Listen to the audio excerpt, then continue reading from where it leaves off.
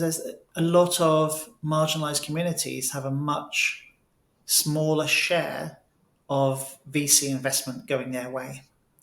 By Yes. far, the majority of venture capital money goes to straight white men or businesses owned by straight white men. Businesses are founded by women, LGBT, or ethnic minorities find it much, much harder. I also work with some other organizations that help focus on ethnic minorities as well and helping them get more funding. Welcome to the podcast. Today, we are thrilled to have Zoe, a seasoned chartered accountant and a serial tech entrepreneur. Zoe is the founder and CEO of Bacano. They are on a mission to make R&D tax claims painless for startups in the UK. Hi, Zoe. Thanks for joining me on the Hi, podcast today. you're very welcome. Good to be here. I'm glad that we connected over LinkedIn, and it was great to get to know you, learn about your product, and I'm glad that you're here. For the audience, though, if you want to give a short intro on what Bacano is and what you guys do for your customers. Okay, sure. So at Bacano, we help companies make research and development tax claims in the UK. Um, and we try and streamline that process, make it much faster, much simpler, and much, much cheaper than using a traditional R&D consultant. What was the genesis? How did you end up as, are you a tax, like, do you have a tax background? Well, I'm actually a chartered accountant by training, but don't tell anyone.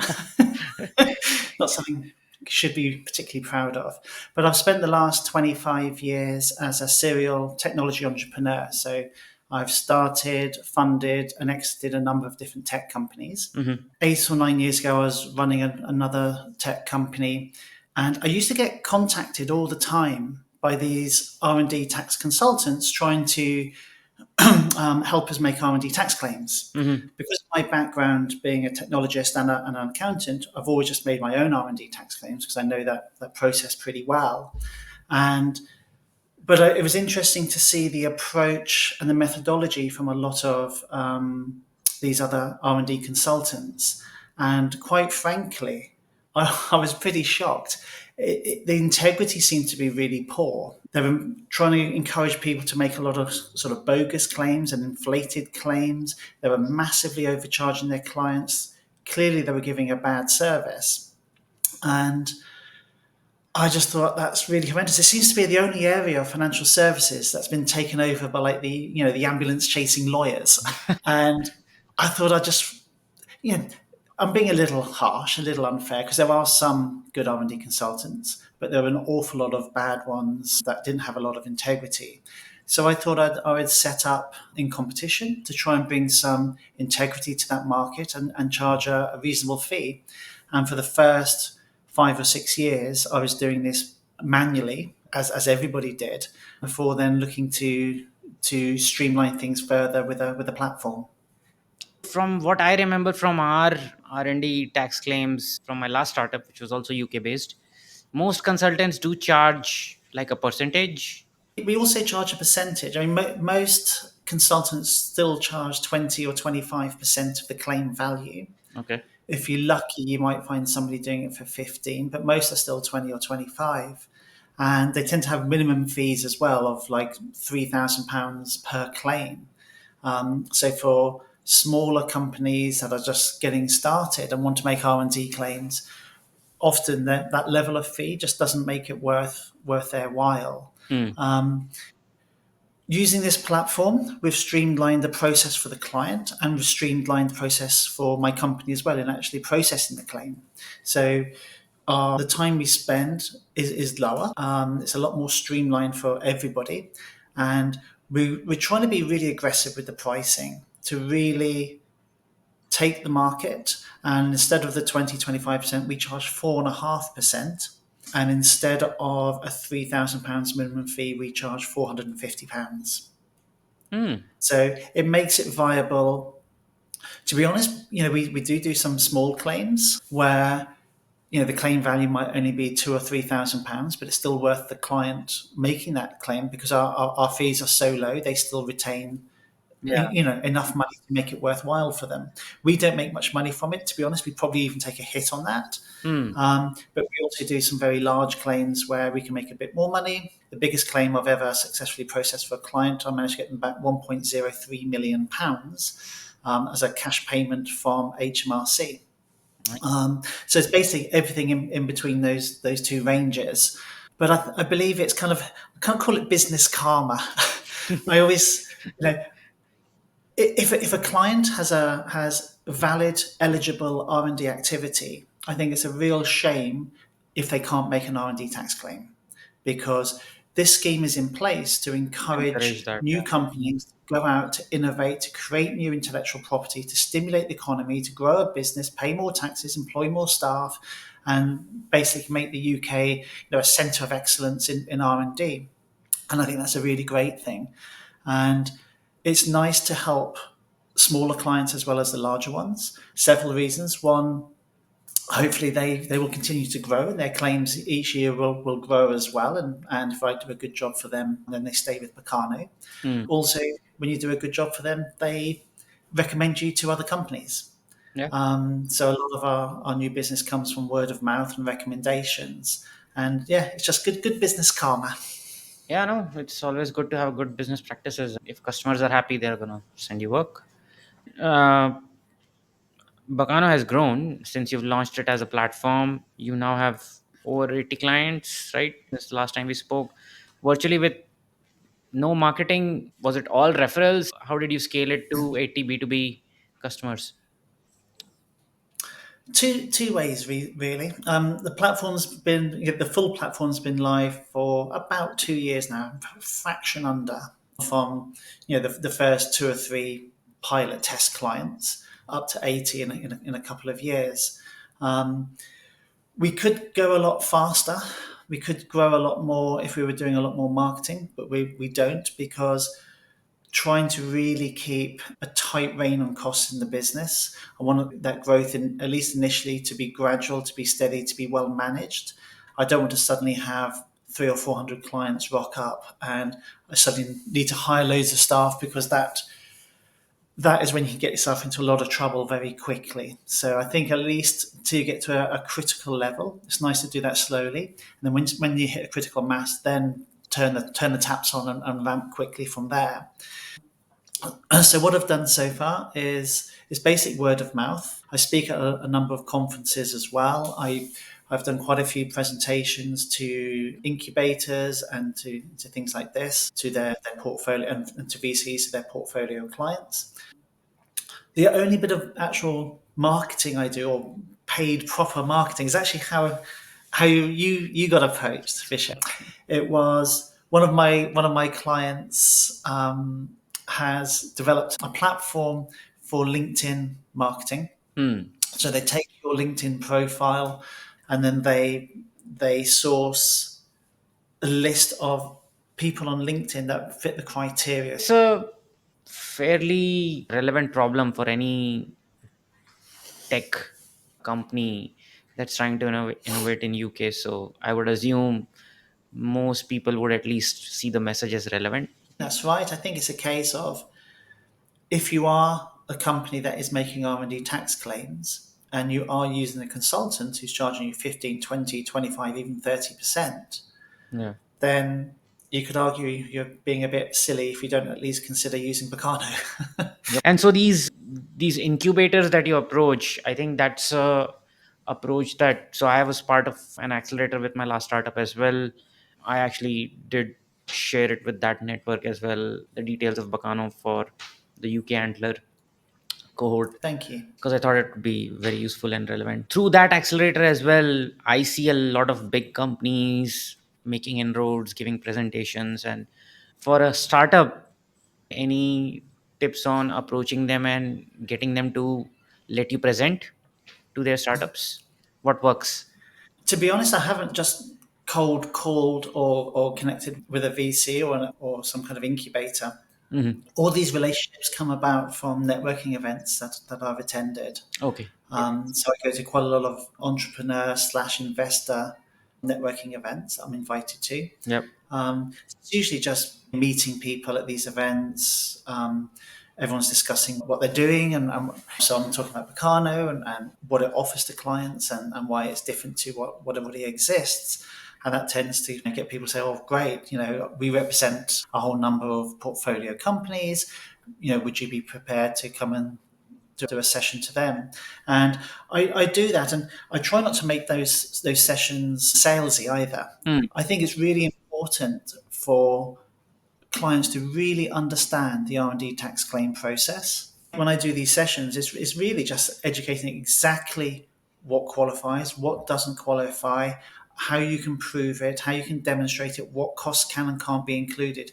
There's three ways, and I always finish each of the presentations, but there are three ways you can make a claim. If you think your activity does qualify, you can do this yourself. I used to do it myself on my own tech companies prior, and there's nothing wrong with that if you know what you're doing. Yeah. So if you're somebody that has a tax background as well, and you're running your tech startup, if you think you've understood well enough the R&D process and how to apply, nothing wrong with doing that yourself.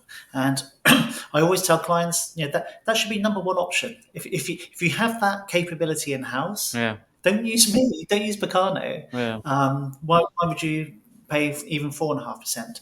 Option two is to use a traditional consultant, and that's what most people still do, and they're who charge a lot of money and don't do a very good job. Yep. Um, and option three is to use something such as Bacano, where it's a combination of consultancy with a platform. So the platform streamlines it, makes the boring parts much quicker and much easier. So instead of spending 2 or 3 days going backwards and forwards with a normal consultant for this process, it takes 1 to 1.5 hours on the platform. Hmm. And we should then have all the information that's needed.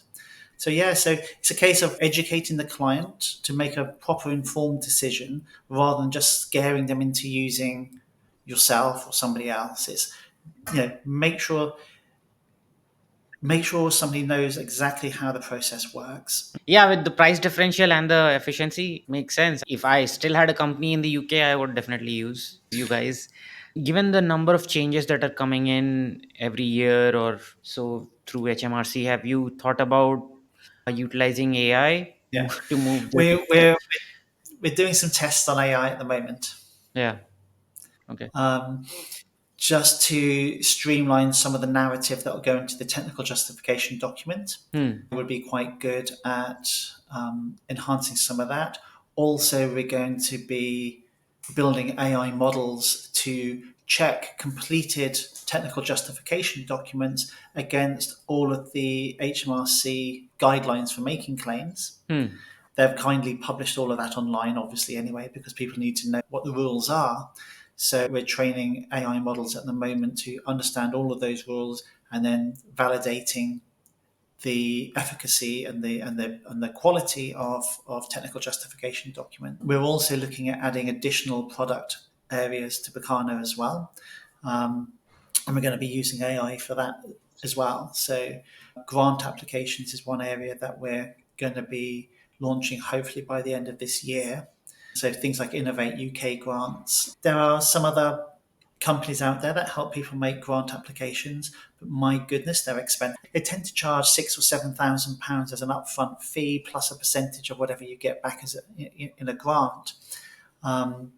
So we're looking at doing to that industry what we're in the process of doing to the R&D tax claim industry, making it fairer for entrepreneurs and companies to make grant applications and keep a much larger proportion of funds received. But there's a lot of talk about AI, and I think it has its uses, Yeah. but I just don't believe AI is the golden bullet that many people will think it is. Hmm. I think I lived through the dot-com bubble and burst Yep. back in the early, well, back in 2000. Yep. I had a company back then.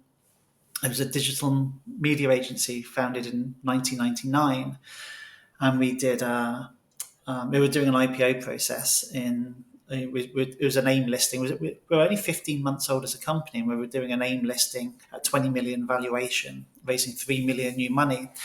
Cut a long story short, we did the institutional presentations in London, Glasgow, and Edinburgh. Everybody bought in. BDO were advising us, and they were saying nothing can go wrong. You're 6, 7, 8 times oversubscribed, etc., etc. But the IPO was in May. We were floating on a Thursday, the same week that lastminute.com floated. So they were floating on the Monday. We were floating on the Thursday. So they got theirs away on the Monday, but then on the Tuesday, the very next day, the bubble burst. I think it was boo.com that went under, Hmm.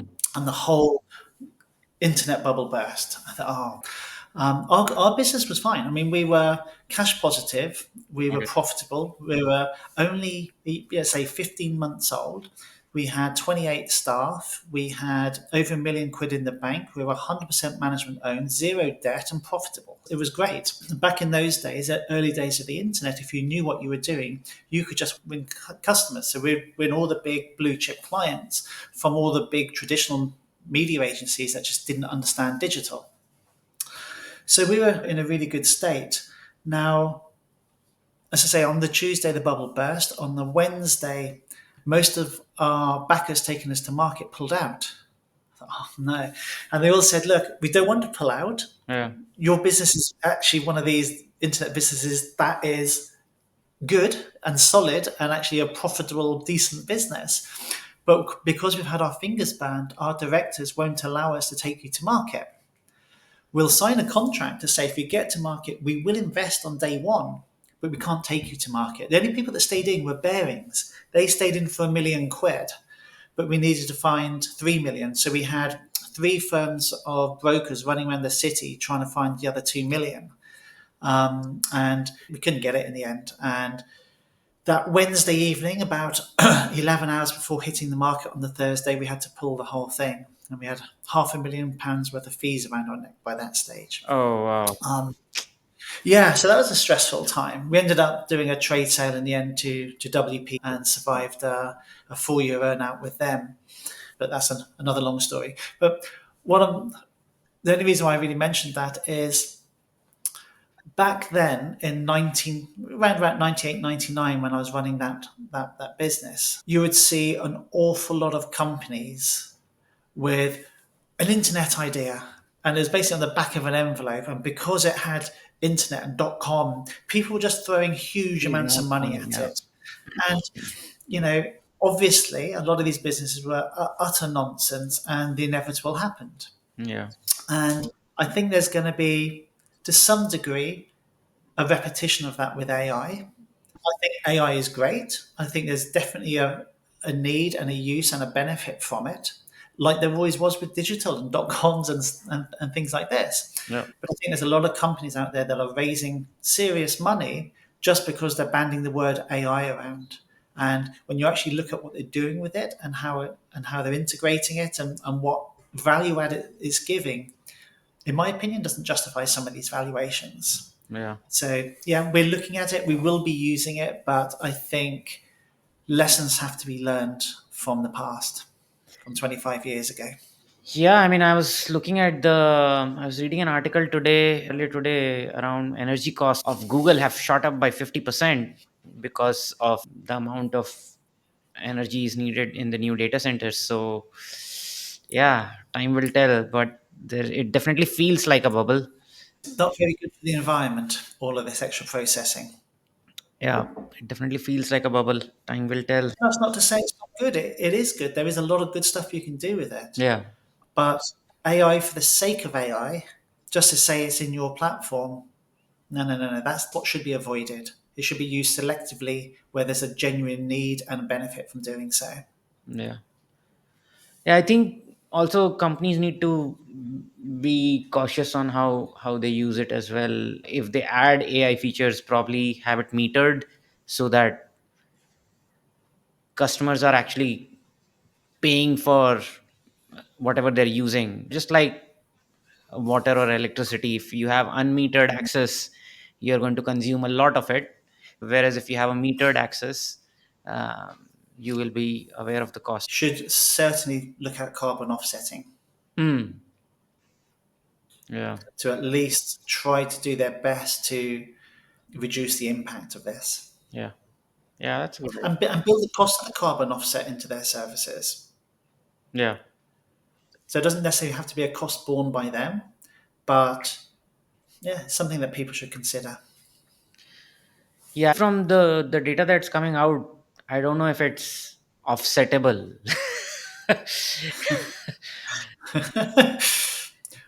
Yeah, it's gonna be interesting because very similar thing happened with crypto as well, right? Haven't thought about crypto in ages. I used to have a Dogecoin mine. Oh, you did. I had a company that we were in serviced offices where the electricity was included in the rent. So under every desk, I put a mining rig. That's interesting. Yeah, there are all these crazy crypto stories we had in India. There were agricultural electricity is free for farmers. One smart engineer figured out he had a farm. He put mining rigs in the farm and free electricity. He's pumping the government. So he got caught though. So how much did you mine? Not that much. We only did it for, I don't know, 6 9 months, something like that. We had a couple of rigs with about 6 graphics cards in each. So yeah, So it was really just to learn a bit more about it as well. 'Cause, doing that, you kind of learn how it all works a lot more. Yeah, we made a bit of money, but nothing to get too excited about. yeah. Yeah, no, the lessons are good. Is that why you're not raising though? You've raised a small round, but you're not moving towards raising more and moving faster. Is there a reason for that? As I said at the beginning, I might do that at some point. Yeah. I want to take it to the next level first. I want to take it to the next critical mass where where I want to then start employing more people. Hmm. I've spoken to a lot of investors, and a few were really quite interested. But the general advice was only do it if you really need to. Because we're profitable right from the beginning, because I've kept the costs so low, Yeah. we're turning over a decent income, and that is being reinvested back into its growth. Hmm. The valuations are not what they were a few years back. Yep. So to do it now, you're not going to get the valuation you probably want either. Yep. And I also want to avoid the stress of, especially when we're at, still a pretty early stage. Yes, we are profitable. Yes, we've got 80 clients, but I want to triple that before going down the road of VC. We are getting there. And at some point, I will probably do a round when the company is quite a lot bigger and use that to really rapidly increase the growth and also go into other markets. We've identified another 30 countries that have got quite attractive R&D tax claim schemes. Hmm. So I want to take Bacano into those markets. Hmm. That is going to be quite an investment. That is going to be probably we'll do that with investment money at that time. Makes sense. But I want to further grow the UK market or the UK client base for Bacano. That's a good call. I think you don't want to raise unless you absolutely need it. You want the product to mature, take time. Makes sense. I've seen too many companies that go out at this stage. At this stage, if I was to do a round, it would be somewhere between 500,000 and probably 800,000, something like that is what I could realistically justify for the kind of equity I'd want to dilute. I've seen so many companies do that, get excited with a cash injection, Yep. hire, try and do marketing and this, that, and the other, but don't get the revenue growth which they need Yep. to support the number of people they've just hired. Yep. They do that because they think, oh, we've got all these hundreds of thousands in the bank. It goes quickly. It goes quickly. That People money, are that money expensive. disappears. Definitely. Yeah, and I've seen so many companies that had a promising start, took money, and then got ahead of themselves, Yeah. and the whole thing just fell apart. And so there's risk in not taking funding because you won't grow as quickly as if you had it. Yeah. But there's risk in taking it and spending it too quickly as well. Yeah. So it's trying to tread that fine line. I think it's going to be, as I say, it's going to be useful at some point, but probably not at this stage. In a little bit in the future, Yeah, another year, 18 months, I'd like to look at it then. makes sense. So I think from our last conversation, I remember you have quite a network. You also are a presenter on television. How did that happen, and what's the story there? Well, I know and I'm sure people watching this have already probably worked out that I'm transgender. Yep. I became me on the 31st of March 17, so 7 years old now. I've known this about myself since early childhood, since, believe it or not, since the age of 3. I knew that things weren't normal, things weren't right for me. But I grew up in the 70s. I am that old. And, and it wasn't conversations that you could have in the 70s very easily. Yeah. And I used to go to bed every night praying to a God I didn't really believe in, and I'd wake up with different bits downstairs, if you know what I mean. Oh wow. And it never happened, funnily enough. And after several years of that not working, I even tried to make a pact with the devil that I'd become a Satanist if he made it happen, but that didn't work either. So I lived in secret. I've always been ashamed of who I knew I really was. I was kind of a bit disgusted with myself, which I know is an awful thing to say, but that's how I felt. That's my reality. And I just wanted to be normal and stay male and have a normal life. So I got married, had children, and I got. I thought it would get easier as I got older. Hmm. Unfortunately, it doesn't seem to be how it works. And in 2014, 2015, I got really quite sick. I was in the intensive care unit of the hospital, and I was told that I was dying. And they said we think you've got cancer. Your body's shutting down like you have cancer, but we just cannot find the cancer. We've done every test we possibly can and every scan, but we can't find what's going on. And I knew then that the gender dysphoria was just eating me alive. It was all I could think about. So I reluctantly had to confess to the doctors, first people I'd ever told what my real situation was. And then I had a year's worth of kind of secret treatment with gender specialists in the NHS, and the prognosis in the end was if I didn't transition, I was going to be dead within 10 years. I'd either get so depressed, or I'd just kill myself, or my body was just going to shut down completely. Either way, it wasn't going to be a very good future. So I then had no real choice but to become this. And I had to leave one of my businesses at the time because my business partner refused to ever see me again in person Wow. after I transitioned. I wasn't fully involved in the business then anyway. I'd already started doing the R&D tax thing, so I kind of moved away from that. I had the stress of coming out.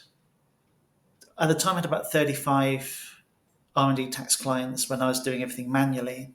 So I had to come out to all 35 of those over the period of like 2 weeks because they needed to know whether they're now getting emails suddenly from Zoe and not from who I previously was. So it's not something you could just do under the radar. You suddenly had to come out and do this whole story. And it's like, oh my God, it was absolutely exhausting. Yeah, I can. Because going through this process, it cost me my marriage, it cost me my ability, my home, which I'd bought from selling a previous company. My now ex-wife and children still live there. It cost me one of my businesses. It literally cost me everything, and I nearly wasn't here several times as a result of the stress back then. And coming out to 35 clients, I expected to get a very mixed reaction. Luckily, I actually got a very positive reaction from everybody, so it kind of restored my faith in humanity. Yeah. And I had to kind of rebuild my life from there. And so started another couple of companies, which I won't bore you with. But I decided to rebuild my life on 4 new pillars. So it was my family, my friendships, my businesses, and voluntary work. So I started throwing myself into the LGBT community, which I knew nothing about because I'd always avoided it like the plague. Yep. So I'm now founder and co-chair of Pride in Business. I'm co-chair of Gay Women's Network. I'm a director of something called Series Q, which is an LGBT entrepreneurs network, amongst other things. So I've kind of really got into things, and through all of this, I then got into, I was invited to join, have you heard of the livery companies of the City of London? Unfortunately, no. Yeah. No, these are very old historic organizations, usually from the 14th, 15th century. Oh wow. And so I've become a liveryman now of the Worshipful Company of Pattern Makers. Hmm. You know, and things like this. So I really threw myself into all sorts of different things. And I then, since everything, I've actually got remarried, and I Congrats. have That's remarried. Well, I've married a lady who I knew 26 years ago when we met in Colombia when I was a guy, and we dated for 2 years, 26 years ago. a And yeah, it's a bit crazy crazy. story. Yeah. Um, and we split up in year 2000, and then in 2018, a year after I transitioned, I tracked her down, not because I wanted to get back together, just because I needed all the friends I could get, and she was living in Madrid and married.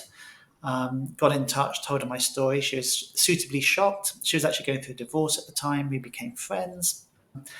A month later, we met up in Switzerland, in Zurich. She had to go there on business, so she said, "Oh, come for the weekend, and we can hang out as friends." So I did that, and within an hour of meeting, she asked if she could kiss me. And 2 months later, we got engaged, and now we're married. So, because it's such a weird story, a few magazines heard about it and did write-ups on it. The Daily Mail did a big 2-page feature on it, and then that got me. I got a request from some TV shows to do some interviews. Hmm. And I thought, oh, I don't know about this, but I don't like the transgender voice you typically hear in the media these days. I think it's quite extreme. I think it's quite polarizing. And it doesn't represent me. And I don't think it represents many trans people, to be honest. Hmm. But the media like it because there are some real extremists on both sides of this awful debate. And I'm very moderate, and I wanted the world to see that. And I want the world to see that, you know, I'm no different to how I was before. If I was an idiot before, I'm an idiot now. I'm just an idiot in a dress. But the key thing is, I'm the same idiot. And just because I had to deal with gender dysphoria doesn't suddenly give me all these wild beliefs and strange views. Trans women in elite female sport. Well, no, I don't think that should be allowed. And some of these extreme trans voices would have a real problem with me saying that. Yeah. But I don't see why a transgender person's right for inclusion is more important than a genetic woman's right for fairness in her sport. Yeah. Exactly. I think it's just one of the casualties of being transgender. If you happen to be an elite athlete, unlucky. Yeah. It's sad, but you want to be accepted. It's got to be give and take, isn't it? In, Yeah. in my opinion. So I got asked to do some interviews on TV and radio, and one of them was a TV station called Talk TV, which you may or may not have heard. It's Talk TV and Talk Radio. They broadcast on radio and TV at the same time. It's traditionally, you can call it a very right wing. It's a lot of the views that are, I've got to be careful what I say, but a lot of the views that are or frequently aired on that channel, I do not agree with, not by a long shot. Hmm. They tend to be quite bigoted. Some of these views, very anti-trans, very anti-LGBT, very anti-immigration, very anti-everything. And it's kind of, Not the and I favorite wanted to do answer. an interview live on air for 10 minutes. I thought, do I really want to do this? But you know what? If I want to change some perceptions, I've got to go and be and speak where people exist that would not normally approve of somebody like me. And I want to show these people that, you know what? I'm normal. I'm just like anybody else. So I did this 10-minute interview in their studios, and the 10 minutes became a full hour in the end because the interview was going quite well, they said. So it just kept going for a whole hour. And it was pretty fair. It was pretty decent. I then got lots of messages afterwards from people saying things like, you've transformed what it means in my mind to be transgender. I never really understood it. I've always thought these people were pretty weird, Hmm. but I can see that actually that isn't necessarily the case. Yeah. And Talk TV then approached me to come back as a paid presenter on the channel, where I still go and do things like reviews of the newspapers and stuff like that, on, sometimes on a Sunday morning or in the evenings, reviewing the newspapers for that day.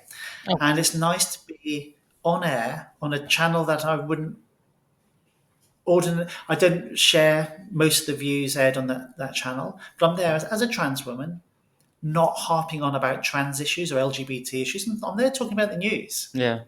and and it's kind of nice to show that we can talk about other things as well. Yeah, life has other And things as well. when I Yeah. do it, I tend to get quite a lot of positive comments, some negative, as you can probably imagine. There's always the trolls out there, Yeah. but a lot of positivity from people saying, "Okay, this I've never really experienced trans people before, and you seem quite normal, and I'm less scared or less horrified at the idea of it." So yeah, so I do that sort of thing. Very interesting. Quite a turnaround, I must say. You've rebuilt pretty well. It's been a journey, Yeah. and it's taught me a lot of things about what really does matter in life as well. I, It's not just all about money. yeah, I think the way you looked at the four pillars, yeah, that's a very interesting way to look at. Uh, It's only because I genuinely thought I'd never have another relationship. And I wasn't trying to feel sorry for myself. I was just trying to be realistic. If I've got to live this life, I've got to understand what this life means. yeah. And I figured if somebody wanted to be with a woman, they probably want somebody who was born female. If somebody wants to be with a guy, they probably want them to have male genitalia. And I'm not going to tick either box. Um, but I'm the sort of person that kind of needs human contact, human interaction, which is why I try to find four other areas to rebuild my life, to give myself that human contact. And yeah, I was absolutely shocked that I'm now remarried. A pretty remarkable turnaround, I must say. And not everyone gets these chances. So it's great to see you happy and executing a business and rebuilding. Earlier, we spoke about some of the networks you have that help LGBTQ founders. Do you want to talk a little bit about that, on how people can leverage either those networks directly or through you? Sure.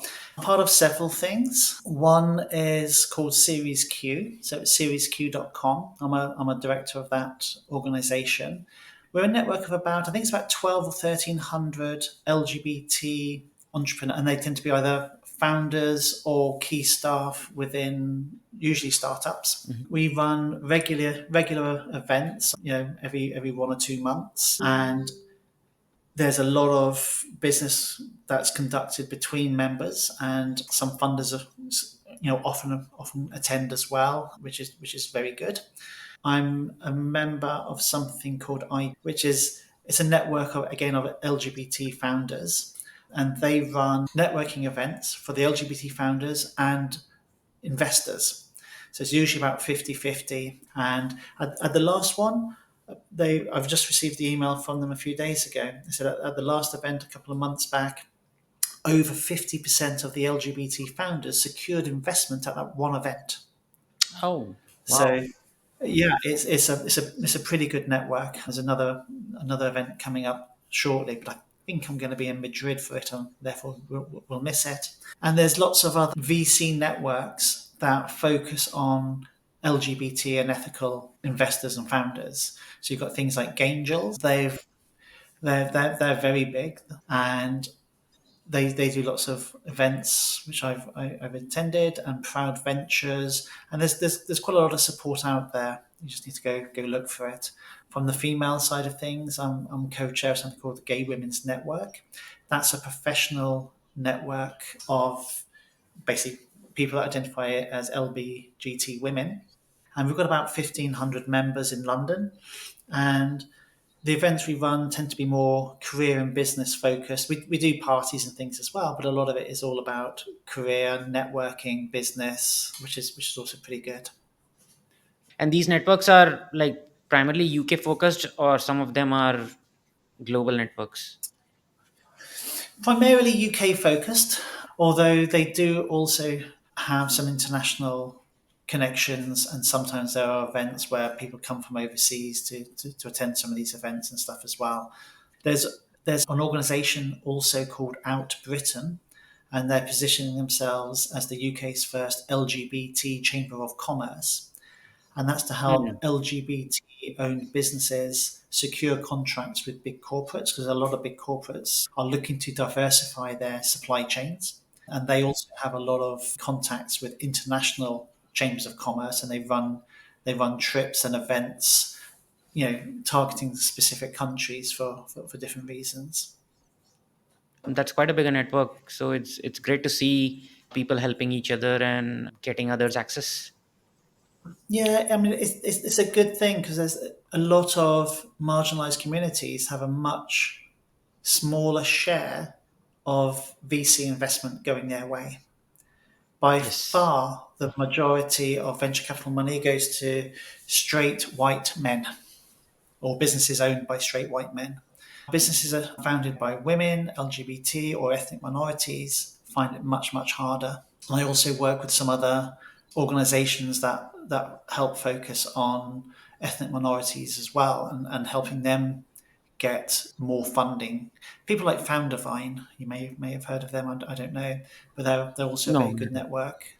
They also do help women-owned businesses, and they've been looking at LGBT as well. But their primary focus is ethnic minority, and that's really good, because they're really helping ethnic minority founded companies get access to more funding.